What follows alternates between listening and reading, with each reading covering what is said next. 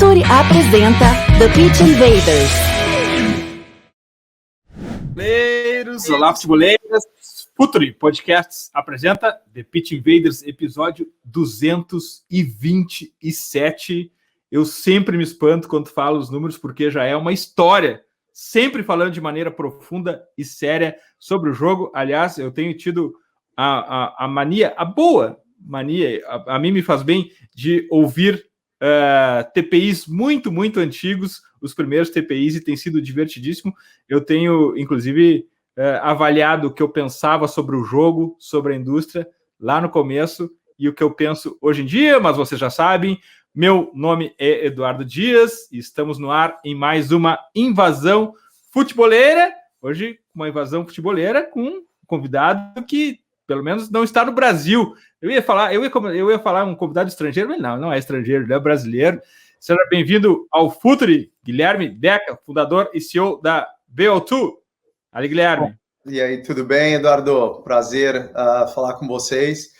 Muito legal o canal de vocês, o conteúdo que vocês colocam aí é muito diferente. Eu fui introduzido ao conteúdo de vocês recentemente pelo nosso pessoal de data, e eu não sabia, porque eu acompanhava canais parecidos aqui fora, e eu não conhecia o conteúdo de vocês, e realmente é um negócio bem diferenciado em relação ao restante da mídia esportiva no Brasil. É muito legal, parabéns aí pelo trabalho de vocês, e o espaço é para a gente falar um pouco do Wakefield AFC aí. Invaders, vamos invadir o Wakefield FC. E aqui no Futuri, no TPI, Guilherme, a gente sempre sabe por onde a conversa vai começar. Depois a conversa tem vida própria e toma sua forma. Mas a conversa sempre começa aqui por contexto. Contexto é muito importante para a gente, é algo completamente desprezado na análise do futebol, na análise dos negócios, mas isso é um ponto muito importante para a gente. Contexto. E nessa questão do contexto, seria importante também tu falar para nós como tu chegas na indústria do futebol. Como que isso começou? Como que é essa relação com a indústria do futebol, Guilherme? Começou. Bom, na verdade, é uma convergência entre a minha carreira e o meu gosto pessoal, né? Como todo mundo que acaba se envolvendo com futebol, com esporte, não todo mundo, mas a maioria das pessoas, começa por uma paixão pessoal, né? Eu sou aficionado por esportes em geral e futebol europeu por uma consequência de criação, mais jogar Championship Manager em 1992, quando era moleque, e Seja bem-vindo ao clube. Seja bem-vindo ao clube. Eu imagino que tem muita gente que vai assistir que já jogou muito, ainda joga. Então, na verdade, eu sempre eu morei na Inglaterra, trabalhei minha vida inteira em finance, trabalho em finance, né? Essa é a ocupação principal é a VO2 Capital, e sempre eu tive um interesse de investir. Por algum motivo ou outro, seja tempo ou dinheiro, ou os dois, na maioria das vezes, nunca aconteceu essa oportunidade. E recentemente, depois da criação da VO2 Capital, eu fui exposto a umas 2 oportunidades de investir em times de futebol, porque o que a gente faz na VO2 Capital a gente faz muito investimento em private equity junto com nossos clientes. A gente não é um vendedor de produto como a maioria dos family office, a gente está constituído como um family office. E como a gente faz investimento de private equity junto com os nossos clientes, apareceram as oportunidades de investir em futebol. Eu sempre amei futebol inglês. Minha experiência com futebol inglês começou nos anos 90, assistindo a Copa de 90, Paul Gascoigne, Gary Lineker, John Barnes, toda aquela geração. Uma Copa icônica para o futebol inglês. Icônica, e aí eu acabei virando fã. Quando morei na Inglaterra, eu me interessei muito pelos times fora da Premier League. Eu gostava de ir no Chelsea, eu morava do lado do campo do Chelsea, eu ia, mas eu achava mais legal ir em jogo de segunda, terceira, quarta divisão. Na época eu não tinha filho, não tinha família, o meu tempo era meu, né? Hoje em dia isso não seria mais possível, mas fui assistir muito jogo. Eu sempre gostei muito dessa conexão entre o futebol e comunidade. E quando essa oportunidade de investimento se apresentaram para a gente, aí faz isso no meio do ano passado, o segundo semestre do ano passado, me deu aquela coceira. Eu falei, será que é agora? E aí a gente começou a jornada, que a gente pode bater um papo aqui, que a gente olhou vários times antes de chegar no Wakefield FC, e aí tem toda uma experiência que eu sabia, em teoria, de porque o futebol não era necessariamente um bom investimento, e eu fui ver na prática, porque na maioria das vezes ele não é que não é um bom investimento, né? Muitas vezes é um péssimo investimento, e aí que a gente e aí teve um processo da gente chegar até o Wakefield AFC. Ah, que legal isso. Só para mim tentar entender melhor isso, o futebol como investimento é uma opção pessoa física do Deca ou o futebol faz parte do portfólio da VO2? Hoje em dia, não. Ele, no momento, é só nosso. Né? Na verdade, todo mundo que é sócio da empresa se animou. Na verdade, eu convenci todo mundo. A primeira vez que eu apareci com essa ideia, todo mundo, pelo amor de Deus, de jeito nenhum. Imagina. Você tá louco, não sei o quê. Eu falei assim, não, eu faço o trabalho de achar. Se a gente achar algum trabalho legal, algum time legal, a gente engage o time para fazer o due diligence. E aí a gente começou a fazer due diligence em alguns times, chegou à conclusão que era legal, tanto pelo meu ângulo pessoal, porque eu realmente queria fazer uma coisa que tivesse um pouco de futebol profissional, mas também um pouco de comunidade, conectar com a comunidade, etc., porque eu acho que tem um lance comunal do futebol que eu acho muito importante, e a gente chegou à conclusão de fazer como empresa, mas porque o futebol é um business que é complicado, a gente decidiu que no primeiro momento a gente não queria dinheiro de ninguém, nem de cliente, nem de amigo, nem de família, porque a gente quer rodar um pouco, aprender, ver onde estão os buracos ali na estrada, porque tem muitos, mesmo no nosso nível já tem muitos, e a gente só aprende fazendo. E aí eu acho que em algum momento talvez vire um investimento um pouco mais para friends and family, talvez algum dia para investidor, mas no momento ele é só nosso. Que legal isso. Só tu mencionaste um ponto muito importante na aquisição do clube, que é a due diligence. E a due diligence no clube de futebol, ela é um pouco diferente da due diligence corporativa, porque tem a relação com a comunidade, tem algo que talvez não seja tão palpável assim como a cultura de jogo. Como é que é essa due diligence? Como é que vocês fizeram essa due diligence? Me despertou uma curiosidade sobre isso, porque a due diligence é diferente da due diligence corporativa, né, Guilherme? Sem dúvida. Eu acho que é importante você, quando você está olhando o clube, você olhar todo o aspecto econômico, mas você também ter uma, né, que a gente chama aqui nos Estados Unidos de IP, que é o Intellectual Property daquele clube, né? Então, como a gente olhou, a gente olhou clubes da quarta a sexta, foi onde a gente começou inicialmente, tá? E então, a primeira coisa que você vai olhar, obviamente, é fazer a análise financeira que você faria com qualquer investimento, né? Quanto tem de dívida, quanto gera de receita, folha de pagamento, processo trabalhista, todo aquele negócio. Os esqueletos do armário. Exato. Normalmente você já vai parar, eu vou te falar, de você olhar 20 clubes, vai ter 19 que você já vai parar aí. Eu já vou te falar a verdade que você não vai passar desse ponto. Porque uma coisa que me surpreendeu muito, até porque tem muito dinheiro na Inglaterra, é quanta... Você fala assim, quarta divisão, que é o League 2, né? Você fala, já deve ter um dinheiro, passa na Sky todo final de semana. Você tem times com 20 milhões de dívida sem estádio, que tiveram que vender o estádio, 30 milhões. Na League One, que é a terceira divisão, tem times perdendo mais de 10 milhões de pounds por ano, como o Ipswich, que é um time histórico que acabou de ser vendido. O dono colocou 100 milhões de pounds em 3 anos. Não é brincadeira para um time de terceira divisão.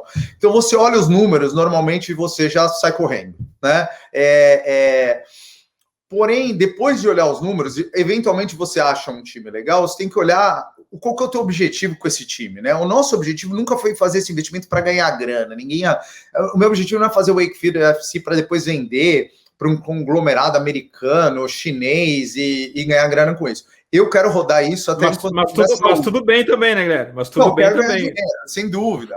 E o dinheiro, o que eu sempre falo para todo mundo que pergunta por quê, é para reinvestir no clube. A gente só vai crescer se o clube gerar lucro e a gente puder colocar na infraestrutura, seja de técnico, jogador, centro de treinamento e, eventualmente, se a gente tiver investidores, remunerar os investidores. Mas nunca foi um objetivo de ganhar dinheiro pessoalmente para os sócios da VO2 Capital. A gente quer passar a receita para investidores quando eles entrarem e para o próprio clube. E aí, quando você vai fazer a avaliação dos clubes, e é por isso que o Wakefield para a gente foi tão appealing, apesar dele estar muito mais embaixo na pirâmide que a gente gostaria, é o tamanho do potencial, né? É uma cidade, você, né, se você conhece bem a Inglaterra, você tem muitos clubes em cidades muito pequenas, de 10 mil pessoas, 5 mil pessoas, que são suportados basicamente por comunidade, voluntários. Eles não geram receita suficiente, nunca geraram no passado, não geram hoje, não vão gerar no futuro, para criar uma infraestrutura profissional de futebol. E no Wakefield a gente achou uma cidade, que é a maior cidade da Inglaterra, ser um clube profissional. É uma cidade que a região metropolitana tem 300 mil pessoas, a cidade tem 100, as cidades em volta e a região metropolitana tem 300 mil. Para você ter uma ideia de referência aí para o pessoal, Burnley está na primeira divisão, está na Premier League, é uma cidade que tem menos de 100 mil. Né? Então é uma cidade, por padrão da Inglaterra, por padrão brasileiro, americano talvez não tão grande, mas por padrão inglês, uma cidade significativa, uma cidade que está crescendo muito economicamente e, mais importante, a gente achou um time que era um time que ressurgiu de um time que faliu em 2014, portanto não tinha dívida nenhuma, era meio que como a gente chama aqui nos Estados Unidos, um blank canvas, né? A gente poderia ali construir da forma que a gente achasse mais correta, tanto dentro como fora de campo. E aí, como que se acha um clube para vender? Porque é importante a gente falar isso para quem nos ouve, porque essa é uma cultura completamente diferente da cultura brasileira, da associação, sem fins lucrativos. Já mudou, ok, já está acontecendo uma nova onda aqui. Mas como é que se chega num clube? Como é que se negocia? Existe um dono? É com a comunidade? Existem os conselheiros? Conta para a gente um pouco dessa questão do negócio mesmo. Como é que ela funciona? Tá, sem dúvida, isso é muito interessante.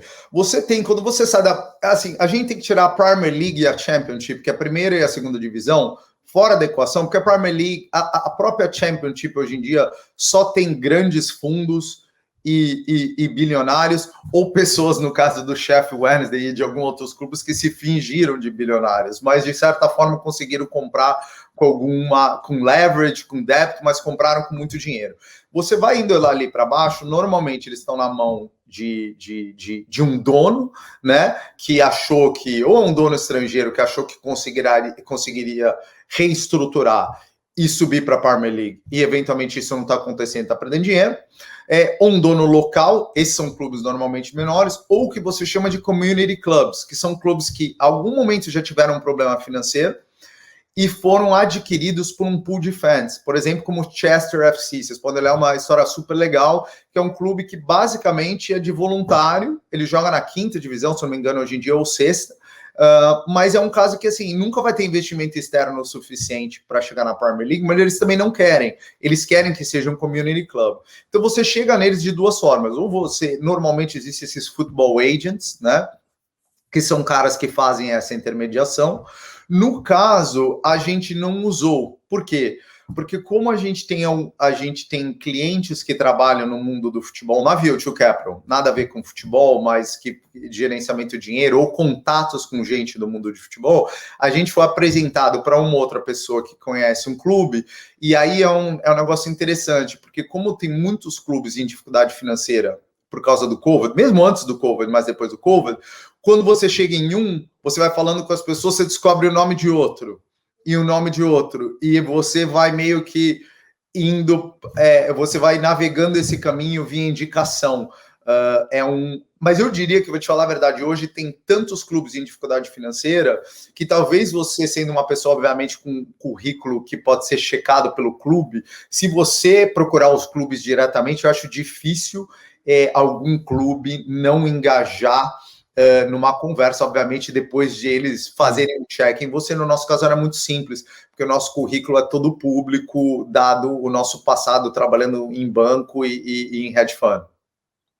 E aí, Guilherme, quando vocês chegam no Wakefield, bom, existe um movimento mundial hoje em dia, até Jerome Powell acabou de reafirmar hoje que os juros americanos seguem muito baixo, e faz com que a indústria do esporte americana, a maior indústria do mundo, vá atrás de investimentos em em empresas, clubes, franquias do esporte. Só que essas franquias, essas empresas e esses clubes dentro dos Estados Unidos são muito caros. O equity são caríssimos, overpriced até. Só que eles encontraram no maior esporte no mundo, o futebol, uma grande possibilidade. E eu tenho até uma tese que o Brasil está nessa mira, mas é programa para outro TPI.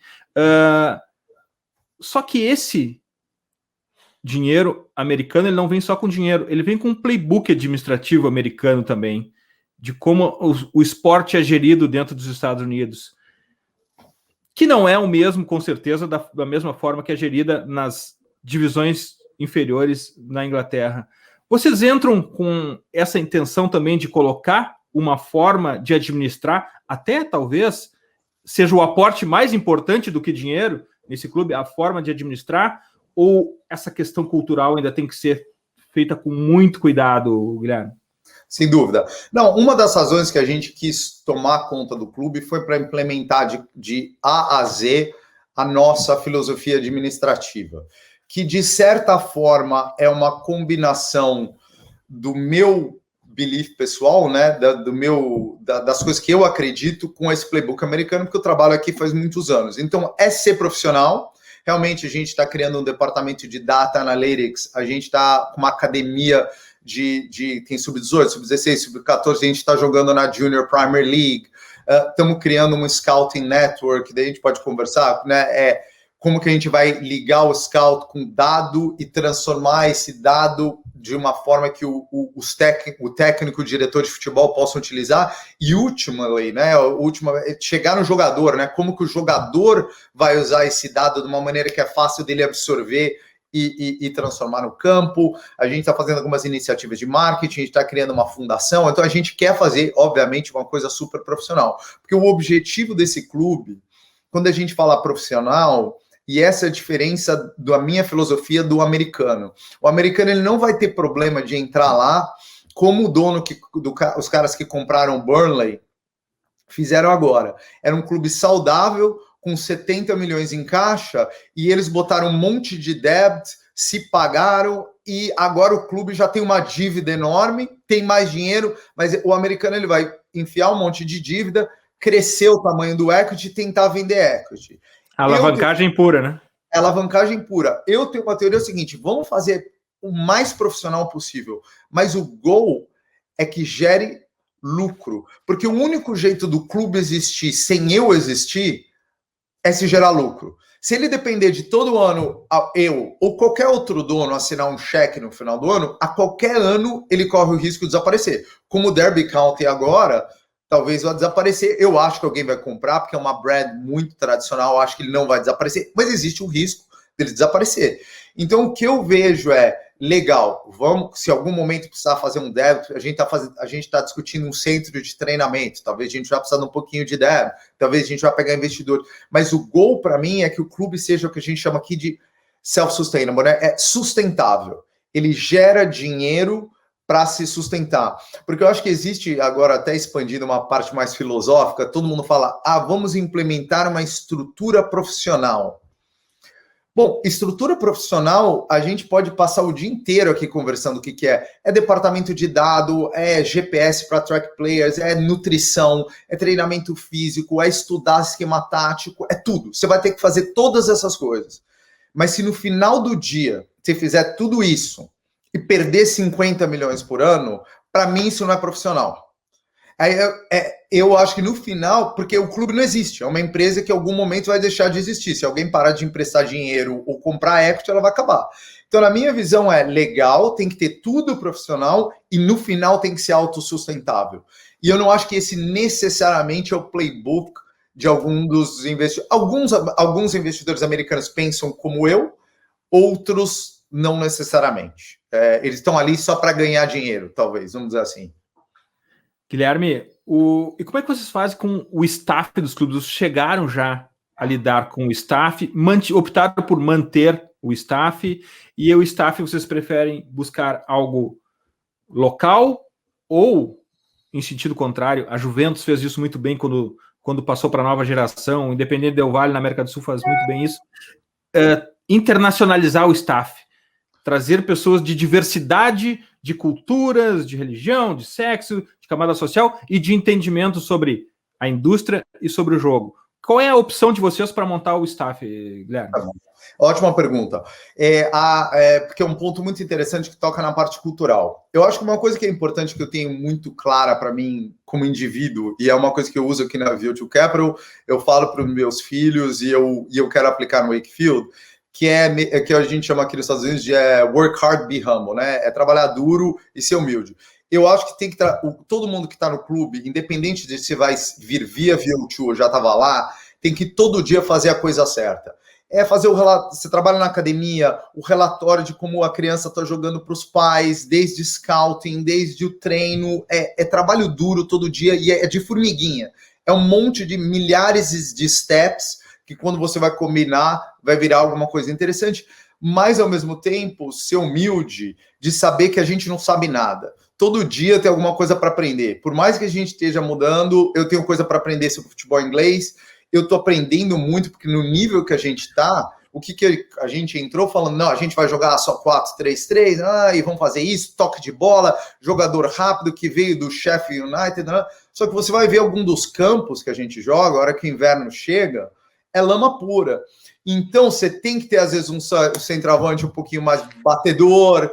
Tem que ser kick and rush, às vezes. Tem que ser um pouquinho kick and rush, exatamente. E, às vezes, então tem que ter uma combinação. Então, o que a gente fez foi o seguinte, a gente pegou o staff de futebol, era muito bom. Nosso diretor de futebol é o Chris Turner, que foi goleiro do Manchester United nos anos 80 e 90, foi técnico do Sheffield Wednesday, um cara extremamente qualificado. O Lee Crooks é o nosso diretor da academia, é um cara que jogou no Manchester City, ele foi da Air Force inglesa e jogou no Manchester City, um cara super firme. E o Adam Lockwood, que é o nosso first team coach, foi profissional, jogou no Doncaster Rovers, foi zagueiro, jogaram. Então é muito experiente para o nível que a gente está. Não fazia sentido mudar, porque é um staff que já é muito melhor do que a gente precisa nesse nível. Porém, eles têm uma visão de como o futebol vai ser jogado. As peças que a gente está trazendo no Data Analytics, na parte de análise de performance, eu estou falando com pessoas no Brasil. Por quê? Porque eu quero uma forma de jogar um pouco mais moderna. A gente quer atrair também jogadores qual é o nosso grande apelo, né? A gente tem um estádio muito legal, vai ter um centro de treinamento hoje que a gente aluga legal, mas vai ter o nosso, e tem um staff muito profissional. Então, o que a gente está tentando agora é pegar clubes locais, e tem muitos clubes profissionais, Leeds United, Huddersfield, Bradford Town, Sheffield Wednesday, Sheffield United, são todos clubes grandes profissionais, pegar jogadores que estão sendo liberados pelo Sub-19, Sub-23 e que estão sem clube e falar, olha a nossa estrutura como profissional, vem jogar aqui, que se você jogar bem, a gente garante que a gente tem os contatos, a gente tem a infraestrutura para você seguir a sua carreira mais na frente. Então, uma combinação das duas coisas. Acho que você tem que ter um pouco de expertise local, porque não dá para a gente achar que a gente vai mudar tudo e só vai ter brasileiro e vai jogar de outra forma, mas a gente tem que adicionar também as peças que eles não são capazes de entregar com o pessoal que hoje em dia fazia parte do clube quando a gente adquiriu. Guilherme, como é a regulamentação, tanto de fair play financeiro e de que jogadores vocês podem prospectar? Tem alguma regulamentação, tanto perfil de jogador quanto de fair play financeiro? Estão submetidos a isso? Tem, e isso muda muito, assim, isso tem um aspecto técnico que a Football League tem uma regra, aí a Step 5 tem outra, Step 6, Step 7, conforme você vai progredindo na pirâmide, você tem diferentes regras, até o tipo de contrato que você pode oferecer, por exemplo. Então, esse ano, as coisas, a gente está no Step 7, a gente está tentando ser promovido para o Step 6, é muito loose o Step 7. Na verdade, você não tem janela de transferência, por exemplo, você pode assinar jogadores a hora que você quiser, você tem um contrato, mas você não consegue impedir o cara de sair se ele entra, e você consegue criar dificuldade e ninguém cria, ou não é efetivo o contrato. Você chega no Step 6, você já tem um contrato profissional, a sua academia, eu consigo receber, se o Manchester City vier assinar um jogador da nossa academia de 15 anos, eu já tenho uma estrutura de compensação que, independente de quanto eles queiram me pagar, eu tenho garantia de pagamento. Então é muito importante que a gente saia do Step 7. Esse é um dos grandes goals dessa temporada, é que a gente seja promovido, porque aí o jogo muda completamente. A regra de Financial Fair Play e as limitações, eles são muito loose até você entrar na Football League, né? A Football League eu chamo da primeira à quarta. A partir dali você tem regras, mas mesmo lá dentro as regras são diferentes, né? Estão implementando um cap na League 2 e na League 1, eles estão, né, em processo de... na Premier League isso não existe, então no nosso caso a gente ainda está bem livre para gastar o quanto a gente quiser, ou montar da forma que a gente quiser, e vai ter alguns anos até a gente estar submetido a Financial Fair Play e regulamentações do tipo. Vamos para um water break aqui de 1 minuto, a gente já volta para seguir a nossa conversa. Fala, futeboleiros, tudo bem? Eu espero que vocês estejam gostando do episódio de hoje. Mas antes de seguirmos com esse bate-papo, eu quero fazer um convite para vocês. Se você quiser receber conteúdo exclusivo no site, ter acesso às matérias fechadas, vai lá na aba Club e faça parte do Futuri Club por apenas R$12 mensais ou até mesmo em planos semestrais com desconto ou até mesmo anuais. Você ainda vai ter direito a desconto nos cursos do Futuri. Então, fique ligado. Além disso, eu quero lembrar para vocês que esse episódio também tem o apoio do Futuri Pro, o departamento de análise e mercado do Futuri. Seu time gasta menos dinheiro e ganha mais jogos. Para mais informações, mande um e-mail para comercial@futuri.com.br. A gente tem um assunto aqui, Guilherme, que para a gente é muito sexy, tem muito apelo, que é Analytics. Clubes data-driven, como Brentford, enfim, a gente trabalha muito com isso aqui, acabou de passar o comercial, e a gente nota também que a margem de crescimento é infinita, porque as possibilidades são, de fato, incríveis no futebol, não só na questão financeira, mas inclusive de desenvolvimento dessa área, propriamente, porque é uma área muito nova ainda. Como é que vocês lidam com o Analytics e como é que, se vocês têm um departamento, e quais são os obstáculos que estão enfrentando agora para implementar isso, Guilherme? Sem dúvida, é uma das coisas que a gente acredita, porque qual a ideia, né, até a gente abordar como fazer? A gente acredita que todo mundo vai errar, né? O Manchester City contrata jogador e erra. E olha que ele tem todas as tupas, Mangalá, teve tantos aí que eles erraram nos últimos anos que não conseguiram se firmar no time principal. Então o objetivo não é não errar, mas a gente acha que usando um approach analítico junto com o futebol, a gente consegue, qual o nome do jogo nas nossas divisões? Errar menos que os nossos adversários. E não adianta só errar menos, porque você pode errar uma vez e errar muito grande, não só, e saber o size, né, o tamanho do nosso erro. Quando a gente erra, esse é um erro que a gente pode absorver. E a gente acha que a dado é muito importante para isso, porque te ajuda a fazer a análise do qual o risco que você está tomando, qual a curva de desenvolvimento daquele jogador, aonde aquele jogador pode chegar, se a gente acha que aquele jogador tem um potencial de revenda, então vale a pena investir hoje na formação dele, de que clubes a gente vai recrutar, quais são clubes que formam bons jogadores, isso você tem que ter dado, porque não pode ficar um achismo, porque a gente já tem essa experiência até no Wakefield, você põe 4 pessoas numa sala para falar de um centroavante, vira uma conversa de 45 minutos, depois de 45 minutos ninguém decidiu nada, porque todo mundo tem um achismo, tem um mas esse cara ele é bom de cabeça, mas a gente vai precisar disso, a gente vai precisar daquilo, e isso você não chega lá nenhum. Então a gente acha muito importante, isso está bem estruturado. O desafio no nosso nível é que se eu estou num time da Premier League, eu tenho vídeo e dado de todo mundo. Então, no nosso caso, a gente tem que não só fazer análise de dado, como gerar dado. Então, a gente está na fase que a gente comprou algumas VO cameras. Para quem não conhece, a VO camera é uma câmera automática que fica ela segue a bola e você consegue filmar qualquer jogo. Compramos algumas view cameras e estão filmando um monte de jogo para a gente criar um database, e eu acho que isso vai ser um negócio que vai dar uma vantagem competitiva para a gente absurda, porque nenhum time 6 divisões para cima da nossa vai ter essa database. Então a gente vai conseguir scout um monte de gente de uma forma eficiente que seria impossível mandando mandando scout. Eu teria que ter um time de 50 scouts aí para poder scout todos os steps que estão acima da gente.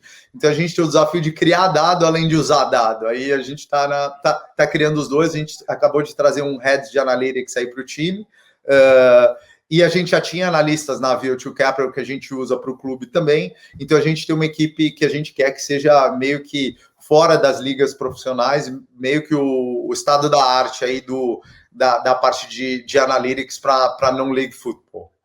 Incrível. E mencionaste o pessoal da VO2 que já tinha esse skill, e um ponto que a gente se refere muito aqui no futuro é como as pessoas de fora do futebol agregam ao futebol. É incrível como é importante trazer pessoas de fora, muitas vezes não para novas respostas, mas para novas perguntas. As novas perguntas delas acabam levando a indústria adiante. E esse pessoal na VO2, tu consegue ter alguém do teu time, da VO2, com skills que agregam no Wakefield? Consegue identificar isso? Consegue canalizar isso para que o Wakefield prospere financeiramente e esportivamente, Guilherme? Claramente. Não, e o melhor caso é, inclusive, o André Iqueda, que é sócio da empresa, que foi o cara que eu tive que convencer a gente fazer esse investimento, participar também. Foi o primeiro a te chamar de louco? É isso, foi o primeiro, ele e minha mulher, foi os primeiros que falaram de jeito nenhum. E ele é um cara que, eu brinco com ele é um cara São Paulino que achava que o Raí ainda jogava no São Paulo, né? Ele não acompanha futebol, não é a paixão, mas ele adiciona muito na parte de dados, ele faz parte do nosso time de investimento, porque ele olha as métricas sem a paixão do futebol. Então, ele olha a eficiência das métricas. E o que você percebe é que isso, e é por isso que é tão difícil implementar a cultura de dados num clube, é que as pessoas que estão ligadas do futebol, elas são defensivas em relação a, não, eu joguei futebol, então eu sei. Mas mesmo as que gostam de usar, como no nosso clube, a galera quer os dados. Porque eles trabalham com o jogador no dia a dia, e eles estão no treino, eles estão no jogo, eles têm uma ligação emocional com o jogador. Mas ele corre, ele dá o sangue, o pessoal gosta dele, e aí qualquer número que você dá, ele fica meio... Ele olha o número, mas tem a parte emocional que atrapalha o julgamento. Eu sou o mediador, mas o André é a parte que não liga se o jogador joga duro, o Caio, que é o nosso head de analytics agora, que gosta mais de futebol também, mas assim, eles olham a métrica. Vale a pena a gente perder tempo criando essa métrica? E essa métrica dá para levar para quais outras métricas? E aí a gente discute entre eu e eles e leva para o time de futebol, e aí tenta criar essa ponte, porque não adianta nada gerar dado se ninguém vai usar. Né? Acho que é como você traduz o dado da forma que um diretor de futebol use ou um jogador use, eu acho que esse é o grande desafio de quem já usa dado, né? É como você transforma isso em ação. Porque é muito fácil gerar dado, um monte de XG, extract, possession no ataque, possession na defesa. Você mostra isso para o seu lateral direito. Nosso lateral direito, a gente, né, que é um cara muito bom que a gente pegou do Leeds Sub-19. A gente quer desenvolver ele, porque a gente acha que ele pode jogar melhor no ataque, né, fazer mais overlap e tal. Você tem que mostrar um ou outro vídeo, um ou outro dado que ele olha e já deu para entender em 2 segundos. Se ele tiver que olhar uma planilha, ele não vai translate na hora do campo. Né? Então, acho que esse é o grande desafio agora. A gente tem, além de criar dado, é fazer essa tradução. E o pessoal que não está envolvido no futebol cria o dado, e aí o pessoal do futebol, e comigo no meio, a gente ajuda a tradução, vamos dizer assim. Que legal. A questão do futebol, ela é tão epidérmica, tão apaixonante. E na Inglaterra, tanto quanto no Brasil, a gente não pode cair na armadilha de achar que futebol, a paixão está só no Brasil. Não, a Inglaterra é tão apaixonante quanto, mas o futebol também é um business, é um negócio, é uma indústria. Eu costumo falar que aqui no Brasil é a indústria que não se reconhece como indústria. E, de fato, a gente ainda está muito longe de saber, entender e ganhar dinheiro com isso. Mas eu acredito que nesse aspecto, talvez, não só na Inglaterra, mas até por da onde a VO2 vem e a natureza da VO2, isso seja encarado de maneira bastante presente dentro do Wakefield. E nessa parte do business de jogador, ainda talvez você esteja numa divisão que não se tem esse relacionamento de transferências. Vocês estão preparando isso de alguma maneira? Isso já está no radar, já está nos planos de vocês, Guilherme? Sim, uma coisa que a gente está criando é o seguinte, duas coisas, né? A gente já estudou a gente sendo promovido, um advogado já ajudou, qual seria o contrato profissional, a gente aprendeu como é que funcionam os contratos, tem um aprendizado, né? Porque você está tratando de lei inglesa, que é diferente de lei americana, que é a que eu conheço, e lei brasileira também. Então, a primeira coisa é fazer o trabalho legal, que isso a gente já tem pronto. A segunda parte é o nosso trabalho, a gente já está montando no nosso departamento, tanto de futebol e estatística, é o seguinte: quais são os jogadores que são bons para essa divisão que a gente está? Quais são os jogadores que a gente já está target para o ano que vem? Que a gente vai precisar de um nível diferente para o ano que vem. E do ano que vem, quais são os jogadores de investimento que no futuro podem virar receita?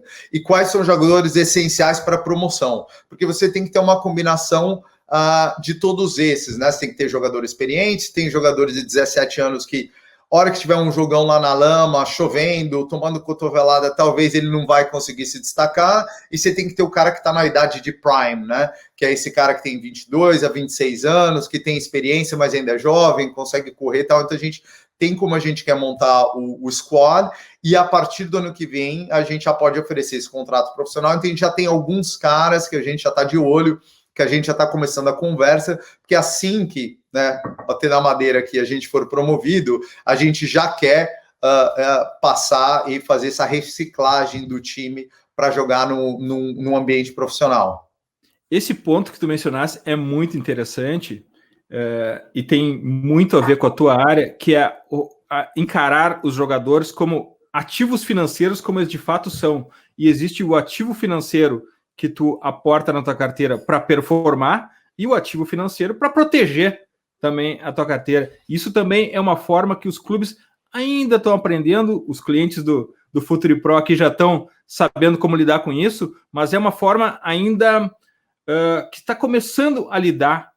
Os clubes estão começando a aprender a lidar com isso, né? O jogador como ativo financeiro, né, Guilherme? Sem dúvida, sem dúvida. E é muito importante, por exemplo, a gente agora, como eu te falei, a gente tenta target esses caras que foram liberados por boas academias. E por que ele foi? É um pouco Moneyball, sei que é um termo que é usado com muita frequência, mas por que ele foi liberado por aquela academia do Leeds? Nosso lateral direito foi do Leeds Sub-19, a gente acabou de trazer um atacante que jogou no Huddersfield, que até ano passado, estava na Premier League. A gente tem gente do Doncaster Rovers.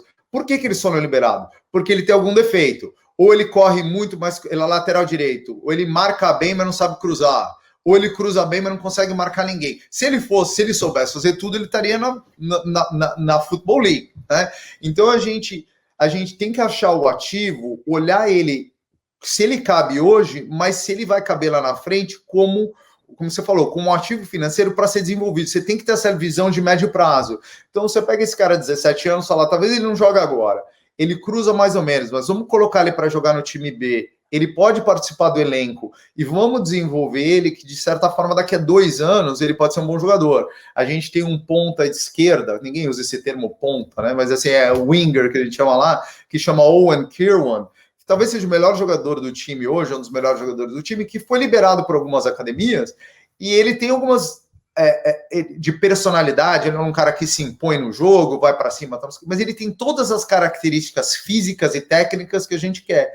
Então ninguém mais queria apostar nele, a gente apostou nele, tá? E a gente aposta que não só ele vai ajudar a gente esse ano, mas no ano que vem, e ele pode se virar um ativo financeiro do clube. Então você tem que ter, mas a maioria das vezes os clubes talvez, né, alguns profissionais tenham muita pressão por resultado e não tem a visão de investir num cara que talvez esteja pronto daqui a 2, 3 anos. O budget é limitado, a maioria dos clubes já está perdendo dinheiro hoje, é difícil justificar uma compra que vai dar fruto muito para frente, principalmente se não pode ajudar no campo hoje. Aí é mais difícil ainda de justificar, então é por isso que você acaba entrando nesse imediatismo que você vê tanto no futebol da Inglaterra como no Brasil. Aqui a gente começou a prestar serviços profissionais como scouting apenas. A gente simplesmente entregava a lista de jogadores que os clubes estavam atrás, mas aí depois a gente identificou também a inteligência de mercado, que além do scout tinha inteligência de mercado, haviam oportunidades no mercado que os clubes simplesmente não enxergavam. E eu me lembro de um dos relatórios que a gente criou, que era o referente ao Brexit. Como que esse Brexit impacta no clube de vocês, ou ainda vocês não estão numa liga que tenha isso como ou uma oportunidade ou um obstáculo? Ela não é um obstáculo, hoje em dia ela é uma super oportunidade. É por isso que a gente resolveu fazer uma academia super profissional. A gente já inscreveu os times na Junior Premier League, a gente põe dinheiro na academia, a gente investe e vai investir muito mais. Porque a nossa aposta é que antigamente um time da Championship da Premier League podia pegar um cara de 17 anos da França, de como muitas vezes os times da Premier League fazem. O problema é que com o Brexit, esses jogadores muito jovens não vão ter pontos o suficiente para terem um work permit, né, um visto de trabalho na Inglaterra. Com isso, a gente acredita que o mercado, durante os próximos anos, vai começar a olhar para academias inglesas, porque de vez em quando ele vai ter que buscar na Inglaterra. Porque antes do Brexit, o Manchester City olhava em qualquer lugar, Inglaterra para ele, ou Brasil, Argentina, África, é a mesma coisa. Ele podia assinar qualquer cara de 16, 17, 18 anos, então era muito simples. E hoje essa equação fica um pouco mais difícil, tanto para assinar jovem como para assinar pessoas de depois de 18 anos. Então a gente quer montar uma academia que sirva para abastecer o nosso primeiro time, para a gente não ter que comprar jogador, né? Isso economiza dinheiro do nosso clube, mas também que eventualmente a gente possa formar jogadores que a gente tem que ser realista em relação ao nível que a gente está. Se a gente desenvolve um craque daqui a 2 anos que tem a oportunidade de ir para a 2ª divisão ou a 3ª divisão, ele vai. A gente não vai conseguir segurar porque a gente vai estar na 8ª, e ele vai embora. E tudo bem, a gente tem que estar fine, mas a gente acha uma super oportunidade, e é por isso que a gente colocou o Lee, que talvez seja o melhor ativo que a gente tem no clube, como diretor da academia, para desenvolver esses times e ajudar a recrutar jogador. E como que a torcida brasileira do Wakefield consegue assistir jogo? Tem possibilidade de streaming, alguma coisa assim? Ou ainda não tem essa possibilidade, Guilherme? Infelizmente ainda não. A partir de janeiro vai ter. A gente, você que eu falei da Vio Camera aí, a partir de janeiro ela é capaz de fazer um live streaming, então a gente está fazendo um esquema, vai ser de graça, mas se você virar membro do clube, se cadastrar no site e mostrar que você é um fã, a gente não vai cobrar nada para isso, você vai ter um link todo final de semana para acompanhar o jogo. Só peço para o fã brasileiro, essa temporada, na temporada que vem, ter um pouco de paciência com a qualidade de futebol, que ainda não está no nível que a gente espera, mas vai ser uma jornada legal. A gente espera, vai ser uma jornada longa, mas vai ser uma jornada bacana. Que demais, que história incrível. O Wakefield já tem em mim aqui um torcedor, certamente vou acompanhar. Quando for à Inglaterra, vou tentar visitar o clube, porque essas histórias nos interessam muito aqui, tudo no futebol nos interessa, mas nos interessam muito, e o fato de tu não teres uma história anterior profissional no futebol e vires do mercado financeiro, isso me parece ser um grande ativo para o Wakefield, para a indústria do futebol na Inglaterra e também para nós aqui no Brasil, aprendermos mais e mais com o exemplo de vocês e o que vocês estão fazendo. O Futre vai estar de olho, vai estar aprendendo junto, e agora é hora das nossas dicas futeboleiras. Bom, hoje talvez seja a primeira vez que eu vou sugerir um influencer aqui na minha dica futeboleira. Só que antes de tudo, eu quero dizer que todas as dicas que eu sugiro aqui, elas já foram publicadas lá na Drive, a newsletter dos assinantes do Futre, que antecipa cenários, serve como um guia para quem quer entender o futebol atual como esporte, como indústria. Quem assina lá tá sempre na frente disso. Mas só voltando à dica, então, o influencer, é claro que é uma brincadeira, mas é sim o influencer, é Patrick Mouratoglou, o treinador de Serena Williams, e que vocês já conhecem tanto da série The Playbook do Netflix, quanto da nossa série de podcasts sobre mentalidade no esporte. Eu sigo ele no Instagram e no LinkedIn, garanto que é incrível, vale muito a pena. Eu favoritei todos e salvei alguns posts deles, porque são muito, muito interessantes para quem ama esporte, e vocês sabem, a gente aqui acha futebol em tudo, então eu achei futebol lá no Patrick Mouratoglou. Sempre lembrando que os links para as dicas futeboleiras que estão no post de divulgação do episódio no futuri.com.br. Guilherme, tua dica futeboleira? Bom, eu vou dar, a gente falou todo de profissional, de data analysis, eu vou dar duas dicas aí meio românticas aí do futebol na Inglaterra, que são duas coisas que eu acho legal. Uma é um filme que você consegue achar no YouTube, para alguém que é uma coisa, um documentário um pouco mais real life, não gosta muito daquele estilo overproduced do Manchester City e tal. É um filme que chama Do I Not Like That? Você acha no YouTube, que é sobre a campanha da Inglaterra para a eliminatória na Copa de 94, que eles ficam fora. Mostra bem a real life, é um completo desastre a campanha, tanto é que eles ficam fora da Copa, com a mesma geração que teve sucesso na Copa de 90. Tem uns close-ups, é um filme bem old school, assim, mas é muito curioso, é um clássico aí do futebol inglês. E um outro livro que eu li recentemente, que é muito interessante para quem gosta de dado, que dá alguns exemplos de como o mundo do futebol passou o scouting, aquela coisa do cara que ia no estádio, dirigia para assistir o jogo, para tentar achar um jogador, e os novos caras do Data Analytics, que como esses caras scouts foram ficando obsoletos, e como que essa integração foi rolando, que é um livro de um autor que chama Michael Calvin, que chama Nowhere Man, que é a história desses scouts, mas no meio da história deles, que é uma história romântica, realmente apaixonados do futebol, que estão tentando achar jogador, tem a história dos clubes, e como os clubes mudaram e implementaram a Analytics, e esses scouts antigos foram incorporados dentro do clube, porque eles ainda existem, eles só estão trabalhando dentro de uma outra forma e de uma metodologia de trabalho. São dois livros muito bacanas, um livro e um filme bacana. Guilherme, muitíssimo obrigado por essa hora aqui no TPI, muitíssimo obrigado por estares aqui no Futuri compartilhando teu conhecimento e teu tempo conosco. Demais saber um pouco dessa experiência, dessa aventura incrível, e a gente vai estar colado querendo aprender junto com vocês. Volto sempre, Guilherme. Muito obrigado pela oportunidade e, por favor, siga aí o Wakefield AFC, vai ser uma jornada no mínimo interessante. Tá bom? Obrigado pela oportunidade. Futeboleiros, nós somos o Futuri e temos um convite para vocês. Pense o jogo. Abraço e até a próxima invasão The Pitch Invaders. Futuri apresentou The Pitch Invaders.